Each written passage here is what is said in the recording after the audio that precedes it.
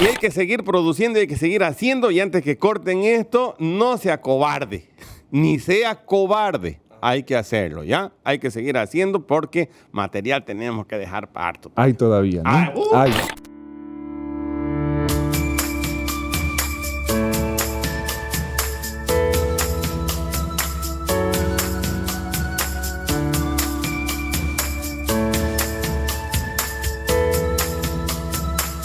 Hola, bienvenidos al podcast del CCP, este espacio creado para poder reflexionar, para poder compartir experiencias, conocer trayectorias, tender puentes y, por supuesto, generar un espacio de discusión, de reflexión tan necesario y tan importante en la gestión cultural de nuestra ciudad y de nuestro país. En esta primera temporada del podcast del CCP estamos con conversatorios, con personalidades, con artistas, con gestores culturales, con activistas de los cuales estamos aprendiendo muchísimo y esto queremos compartirlo con todos y todas. Hoy nos acompaña directamente desde el Trigal en Valle Grande nuestro compa José Vélez. Un saludo especial y bienvenido al podcast del CCP. Gracias, Edson. Honor aquí estar junto a usted también en este emprendimiento que prácticamente ya estamos entrando a la modernidad de lo que viene a ser, ¿no? Radio televisada. Así es, parece que ese va a ser el futuro, ¿no? La radio televisada por internet. Es más o menos, largo se hizo el nombre, ¿no? Como una cuaresma de largo, pero ahí nos vamos acomodando porque nuestra audiencia, digamos así, ya está tomando la forma y la costumbre de, ahora como la tecnología nos acerca, en todo caso ya estamos prácticamente con el celular y nos gusta ver lo que está ocurriendo, ¿no? Así es, ¿no? Y eso es algo que creo que se va a ir acentuando en los próximos años y vamos camino, alguna vez lo discutíamos con un amigo, vamos camino hacia una civilización audiovisual, ¿no? Hacia una generación que se va a regir por lo audiovisual, al parecer hacia allá vamos. Si bien el formato radio, estamos en cualquier rincón, no dependiendo siempre tecnológicamente hablando, ¿no? Del celular, pero ahora se ha convertido que la magia esa de la televisión está en el bolsillo y por lo tanto también tenemos que apegarnos porque tal vez ese maestro albañil que está y le gusta lo que está ocurriendo se sienta mientras descansa un momento y ve. Mientras arma su bolo, ¿no? Está viendo y se está enterando de todo. Es muy interesante lo que está ocurriendo y también vamos descubriendo. En mi caso voy descubriendo cosas interesantes que podemos estar llegando. Como hace tiempito yo no tenía idea que un programa el cual estoy conduciendo, que es con música regional de Valle Grande, tengamos una audiencia muy buena en todo lo que es el trópico cochabambino.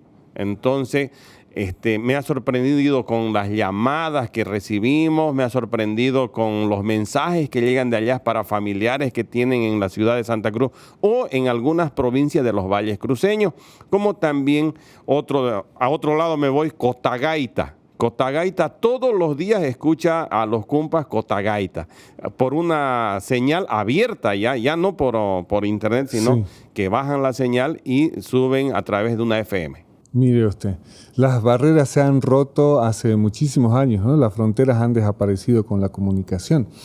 El compa José es parte de este exitoso dúo de los compas. Han hecho radio, han hecho televisión, han hecho cine.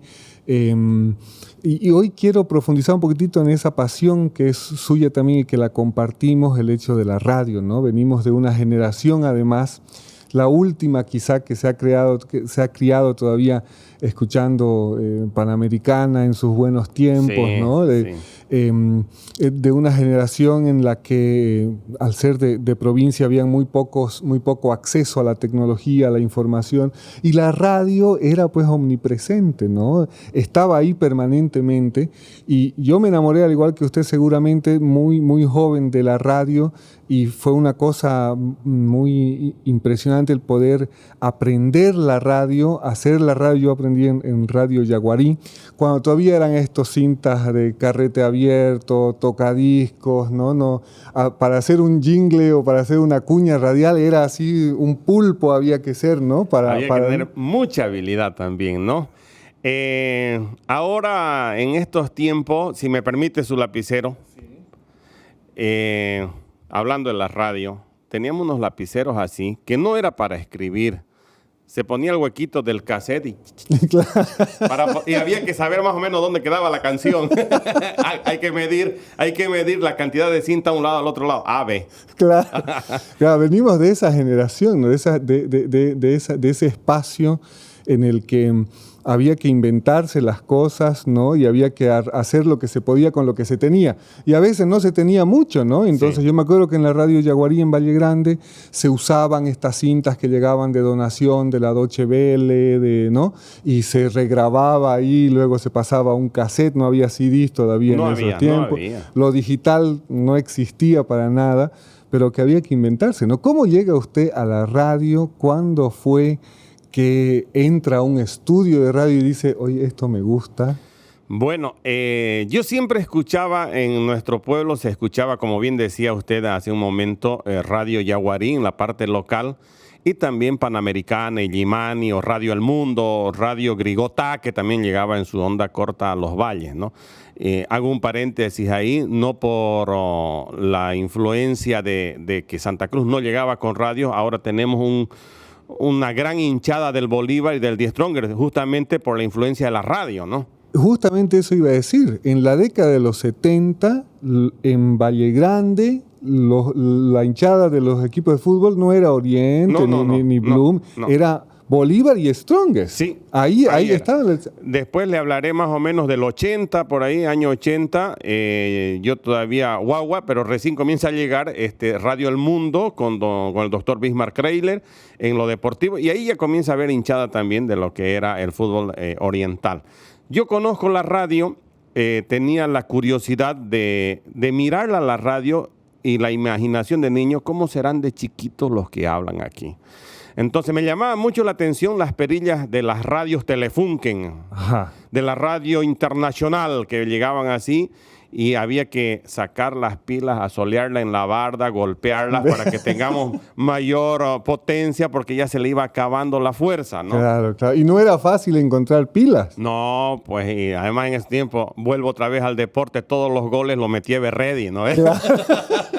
Verdad, me acuerdo. Entonces, cierta época de esos, un domingo que de Trigal a Valle Grande, siempre había que tomarse un tiempo. Vamos a ir el próximo domingo porque no hay transporte, ¿no? Entonces, solamente los domingos había un transporte. Y vamos a ir a visitarla a mi tía, me dice, y a mi primo Osvaldo Vergara. Entonces, yo ahí entro a Radio Yaguarí, que estaba en el Mogote, niño todavía, y ahí conozco la radio. Conozco los platos, conozco las cintas grandes, las perillas donde con el dedo se hacía así. Lo miraba nomás y un par de micrófonos. Esa vez fue la impresión que me da la radio cabina. Pasa el tiempo, no vuelvo nunca más a entrar a una cabina hasta salir bachiller, migrar a la ciudad. Y aquí un amigo me invita a pasar un sábado en una cabina de radio. Entonces, ya estoy hablando del año 91 aproximadamente, ingreso a una radio de frecuencia modulada en Santa Cruz y se hacía un programa vallegrandino, pero el que hacía el programa vallegrandino no era de Valle Grande. Ya era un... No era, solamente que gusta. Un paracaidista que llegó ahí. Tiene la historia familiares de Valle Grande por parte de la mamá o del papá, no sé, pero él viene de Camiri. Entonces, más o menos. Hay una migración en algún momento de muchos vallegrandinos a Camiri, Gutiérrez, Tarija, ¿no? Sí, toda esa parte. Los abuelos por la guerra y los otros por el petróleo, ¿no? Para trabajar, ¿no? Entonces, y llegan a dejar las raíces por ahí, los hijos regados. Como que hoy en día hay una comunidad que se llama Ipati y hay una gran parte de la población son hijos de los valles cruceños. Una gran parte de la población, ¿no? Entonces, yo llego a la radio de esa forma para poder conversar más o menos y manejar la jerga y lo que todo, no hemos perdido la forma de hablar. Entonces voy más o menos a rellenar ese espacio y me quedo impresionado de la imaginación que uno tiene que tener para hablarle al que no hay, pues, ¿no? Entonces, al otro lado del micrófono obviamente está, pero ese momento me costó demasiado poder dirigirme a la audiencia sabiendo que no había nadie frente a mí. Claro, que sabes si alguien lo está escuchando, Sí. ¿no? Por ahí solito está hablando nomás. Ajá, entonces medio que chocante fue para mí. Bueno, de ahí agarro ya también un poco de ritmo y le voy relatando un poquito de ahí unos cuantos programas y se me ocurre decir, no, solamente estamos presentando música de aquellos artistas que ya grabaron, tal vez ni ya están entre nosotros, pero ya grabaron. Aquí hace falta música. Entonces, muevo a algunos amigos por ahí, hagamos un festival de música. ¿Y dónde lo vamos a hacer? En el Trigal. ¿Dónde más? ¿No? Se llamó Espiga de Trigo. Durante 6 años consecutivos llevamos el festival. Entonces íbamos donde el amigo Edson, oye, pone un premio, cuesta 20 bolivianos, porque eran trofeos que hacíamos hacer con los artesanos, ¿no? Entonces una espiga de trigo, creamos el mapa de Valle Grande, todo eso. Hicimos el festival Espiga de Trigo en el Trigal durante 6 versiones. De ahí salen canciones que siguen sonando, como ser La Patascarca, como ser Amalaya, temas que se han dado y siguen sonando hace muchos años. Y además qué importante esos espacios que se han perdido con el tiempo, y hablo a nivel nacional, ¿no? Los famosos festivales que se hacían hace tiempo de la canción boliviana, Sí, ¿no? sí. Que era donde los artistas componían, iban, presentaban, ¿no? Y se ha perdido eso. Una de las cosas interesantes de la radio es, como lo mencionaba, esa imaginación que hay que desarrollar para poder, en el caso, por ejemplo, de la narración o en el caso ya misma de la producción de radio, ¿no? Es cómo hacer imaginar a la gente, ¿no? Sí. Y esa es una de las cosas que a mí me gustaba siempre de la radio, ¿no? Entonces, ¿cómo yo puedo hacer que esa gente se imagine lo que yo quiero que se imagine, ¿no?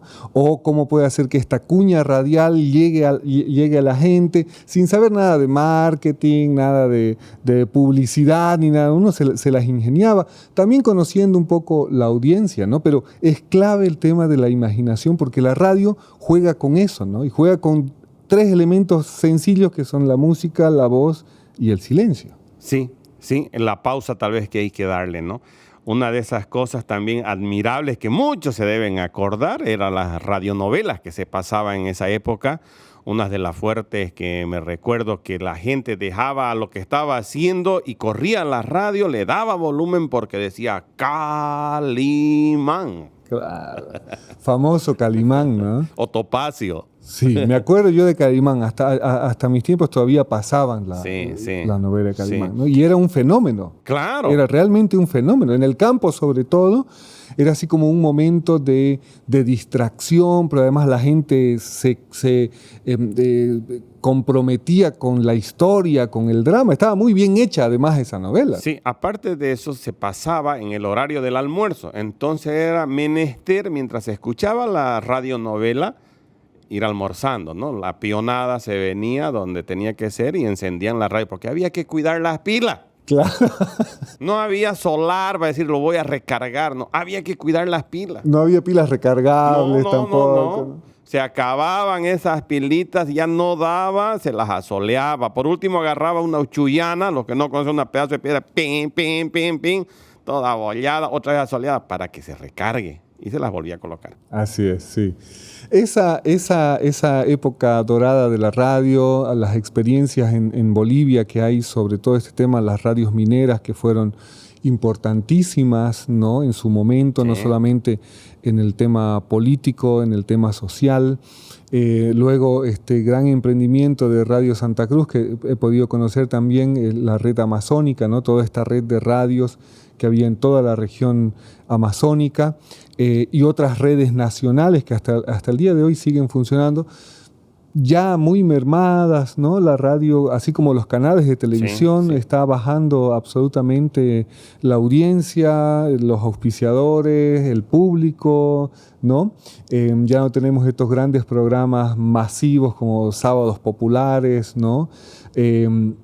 Y en la radio también lo propio, ¿no? O sea, ha ido cambiando, ha ido evolucionando y la gente ha ido cambiando. Sí, yo creo que tenemos que apostar ya también otra vez. La radio va a seguir siendo la compañera, va a seguir dándonos alegría, va a tener que imaginarse también el público por la facilidad que tenemos para llegar. Por lo tanto, la radio creo que todavía tiene pita para largo. Tenemos que darle también otro ambiente, ¿no? Para que la radio no vaya a desmayar. Tenemos todavía pita palabra porque llegamos. No le vamos a prohibir a la gente para que tengamos que nos escuche, decir, deje de hacer sus cosas y escúchenos. No, mientras está haciendo, da volumen nomás, ¿no? Sin embargo, la imagen va a tener que detenerse. Se ha vaticinado la muerte de la radio muchas veces. ¿No? Cuando llegó el cine, cuando llegó la televisión, cuando llegó el internet, ¿no? Y la radio ha ido cambiando, ha ido adaptándose, todavía tiene un espacio, como usted dice, hay lugares donde no hay wifi, donde no hay internet, donde no hay televisión, todavía siguen habiendo lugares donde no hay energía eléctrica, no hay paneles solares, pero hay un radiecito con unas pilas. Sí. Que están ahí, ¿no? Y que la gente todavía lo sigue usando, la gente sigue todavía en ese espacio, la radio omnipresente, que permite pues un montón de cosas, ¿no? Ahora ya con esta especialización que han hecho los géneros de la radio, ¿no? Ya hay programas especializados, ya hay noticias, ¿no? Hay una cosa así todavía y el público todavía lo tiene presente, ¿no? Ahora la radio ha migrado un poquitito también a internet desde hace varios años. Están las radios digitales, las radios ya no solamente son en señal abierta, sino que van por internet. En algún momento habían aplicaciones, páginas web que transmitían las radios, ¿no? Ahora está sucediendo este formato que es el podcast, que todavía está terminando de acomodarse, ¿no? Pero que forma parte de la radio también.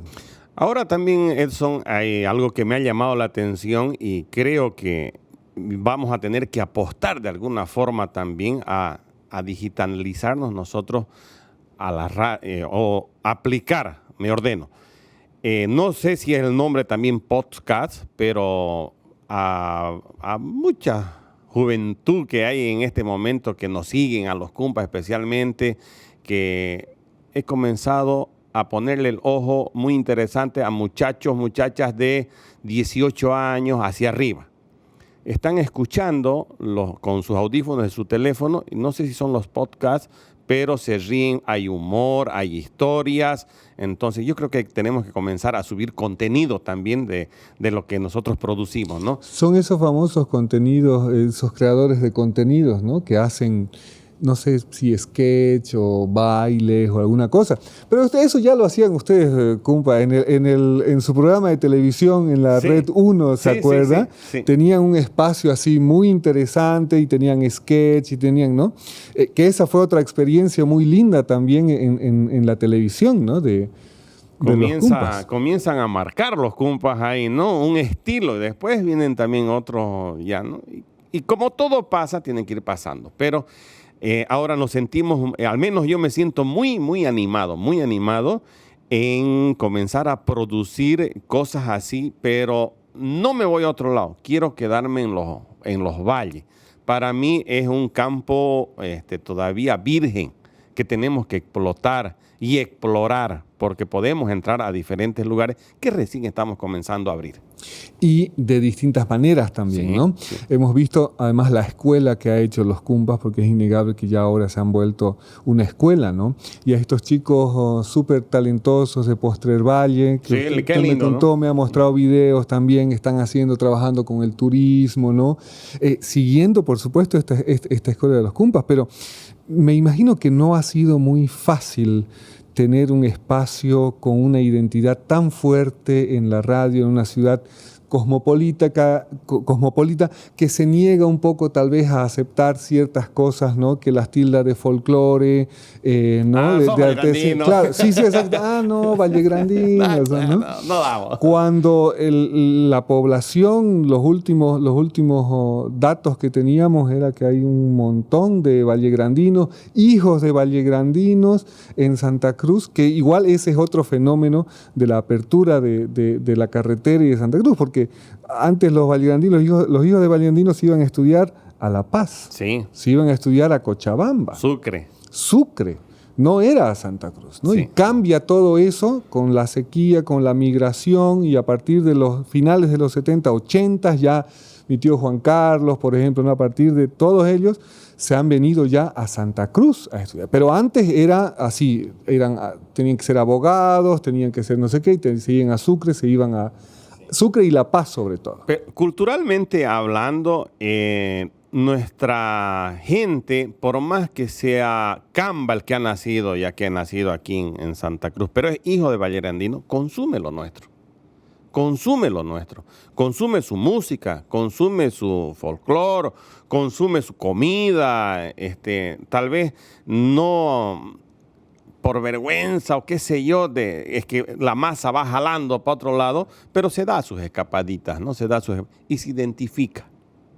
Si no, mi papá no era, pero mi tío era. Claro. Mi tío era, ¿no? Especialmente carnaval, por ahí. No, voy a carnavalear allá porque Claro, me han contado. Yo no me quedo al carnaval en Santa Cruz, ¿no? Me voy a Valle Grande. Claro, es otro, ¿no? Eso es lo que me interesa de la juventud, que no lo niega.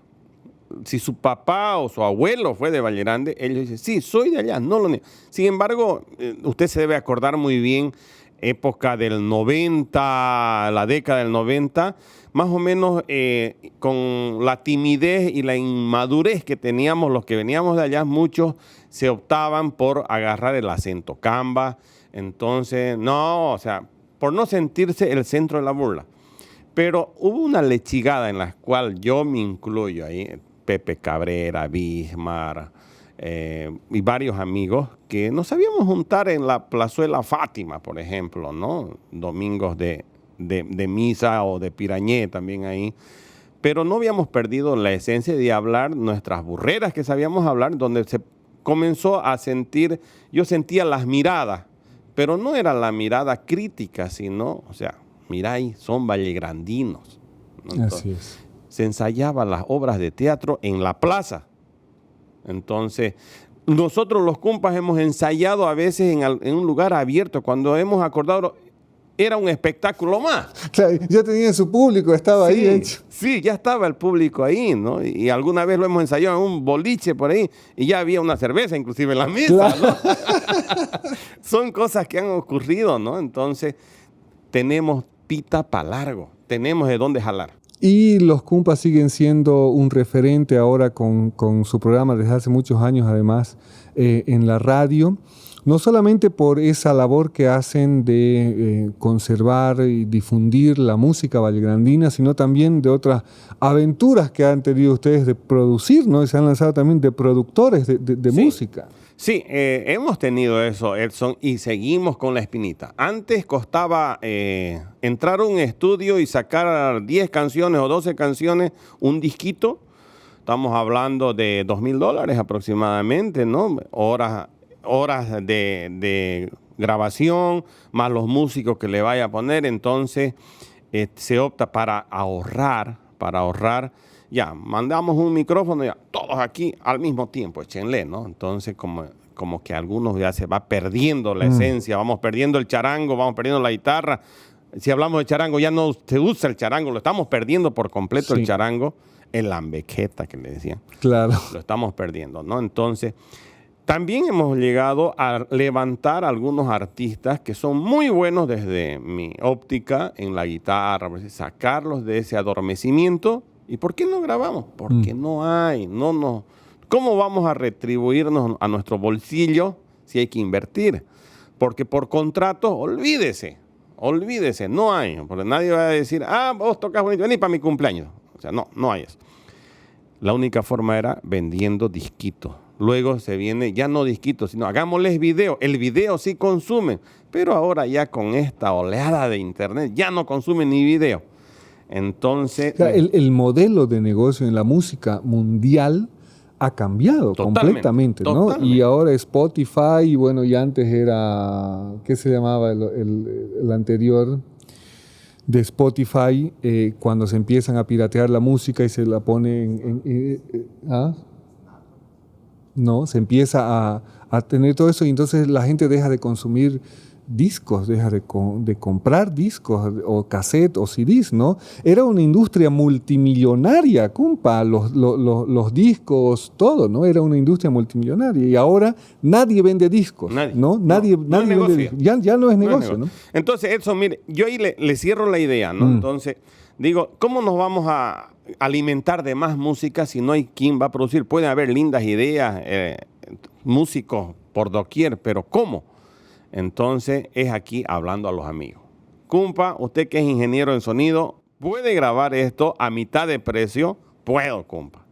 Entonces, claro. ¿Le armo un lugar por donde pueda? Sí, ármelo el lugar.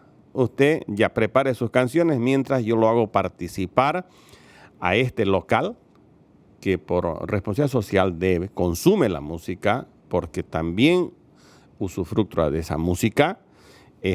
Usted que le interesa publicitar su negocio también. Vamos a hacer lo siguiente. Présteme plata. Yo le voy a devolver en discos. Y usted lo va a vender precio referencial, imaginémonos 50 bolivianos por disco. Va a recuperar su dinero y va a ganar. Ahora, si quiere, lo regala todito. Pero en la tapa va a estar su marca, va a estar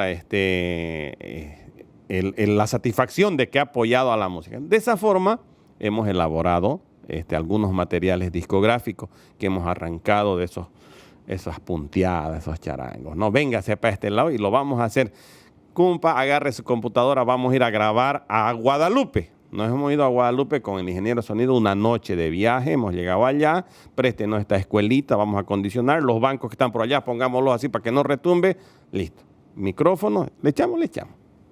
Aquí está la de Singani, anímese. Como dice, la cosa es haciendo, ¿no? Haciendo es la cosa. La gestión cultural tiene estas características y, como lo decíamos en algún otro podcast, no hay una receta para hacer una gestión cultural exitosa. Es haciendo. Algunas veces sale bien, otras veces sale mal. Una sale ganando uno, la mayoría de las veces sale perdiendo. Sí. Pero lo importante es que se hizo. Compa, se nos acabó el tiempo. Se nos acabó y hay que seguir produciendo, hay que seguir haciendo. Y antes que corten esto, no sea cobarde, ni sea cobarde. Hay que hacerlo, ¿ya? Hay que seguir haciendo porque material tenemos que dejar parto. Este ha sido el podcast de hoy. Gracias a todos y a todas por su sintonía. Al compa José, será hasta cualquier otra oportunidad.